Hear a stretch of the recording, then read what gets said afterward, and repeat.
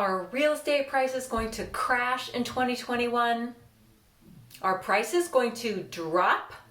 Let's take a look at the Bend, Oregon, July 2021 real estate numbers and see what we can come up with.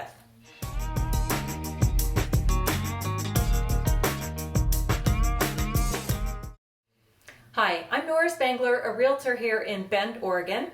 I'm so glad you found my channel. Thanks for stopping by.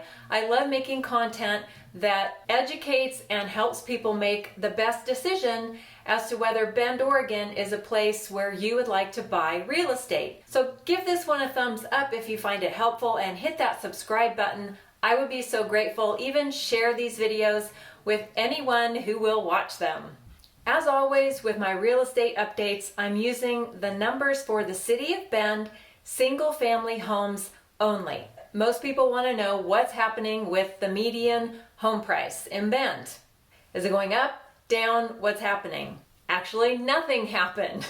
June and July, the same number, $700,000. That's the single family median home price for the city of Bend, unchanged for June and July.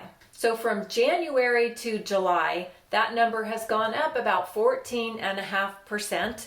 And from last year, from July of 2020, that price is up 28%. So if you bought a year ago, hey, good for you. You've gained a whole bunch of equity. You might be wondering, can prices keep going up? Well, unfortunately, yes, they can. And I don't see any reason why they won't.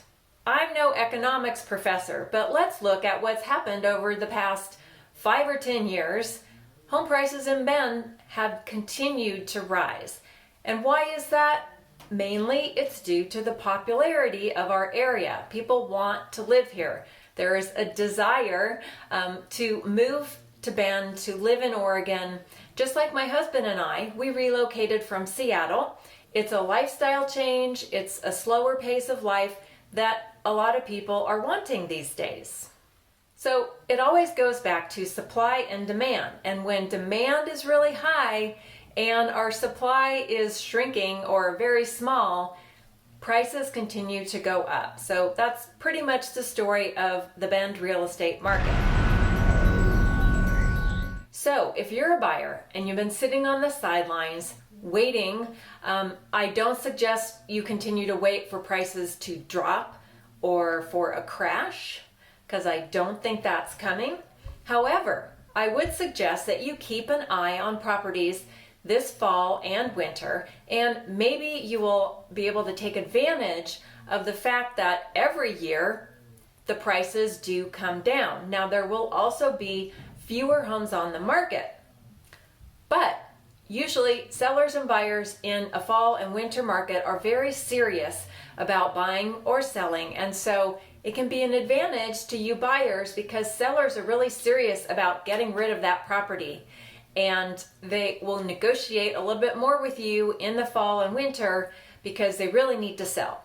So if you want to keep an eye on homes that are for sale in Bend, just click the link below that says set up a search, and I will set up a custom home search just for you according to your criteria, and you can keep an eye on the market.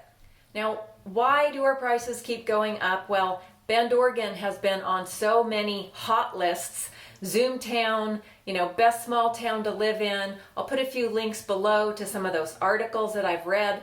But Bend's population and Deschutes County, which is the county that Bend is in, has grown 28% in population over the past 10 years. So it's just a fact of growth and limited supply and high demand. It keeps pushing our prices up. Okay, next topic is days on market. The median days on market is a number that we look at to see how fast homes are selling. So that means half the homes sell in more days than that number and half the homes sell in fewer days. So right now we are at 6 days on market. That's the median number. That's a really low number. A year ago, that number was 28. Next, we're going to talk about the inventory of homes that Bend has to sell. Typically in the summer months, that is our highest point of inventory. Right now, or in July, the last month, we had 520 homes for sale. And that number was down about 20% from June's number. So we are slipping a little bit in our inventory. However, new listings have been pretty good, and our new listings for July were at 395.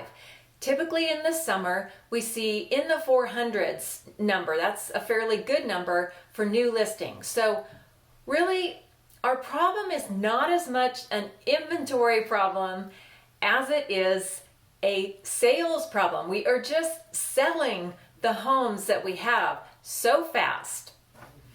Currently, we only have 1.7 months of inventory in the city of Bend. That is historically the lowest number it has ever been. In July, we sold 322 homes. And that number was up 3% over June's number. And here's the big kicker is pending homes. So homes that went under contract. We hit an all-time high of 488 pending home sales in July.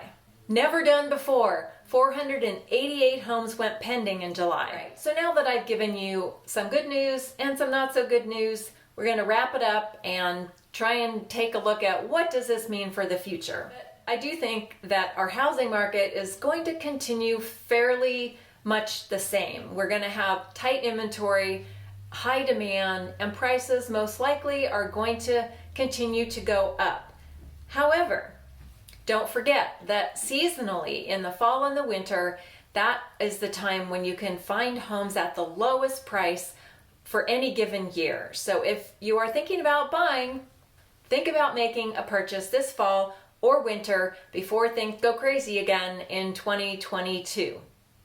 So that's a peek at what's happening in the Bend real estate market for July 2021.